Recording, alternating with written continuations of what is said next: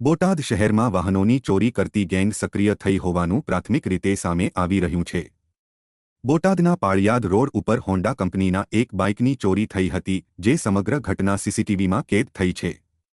બોટાદના પાળિયાદ રોડ ઉપર મોગલ કૃપા રેસ્ટોરન્ટ પાસેથી એક બાઇકની ચોરી થવા પામી હતી। તેના સીસીટીવી સામે આવતા કોઈ અજાણ્યો શખ્સ પાર્ક કરેલી બાઇકની ચોરી કરીને જતો હોય તે જોવા મળ્યું હતું। આમ બોટાદ શહેરમાં બાઇક ચોરી કરતી ગેંગ સક્રિય થઈ હોવાનું ચર્ચા થઈ રહ્યું છે।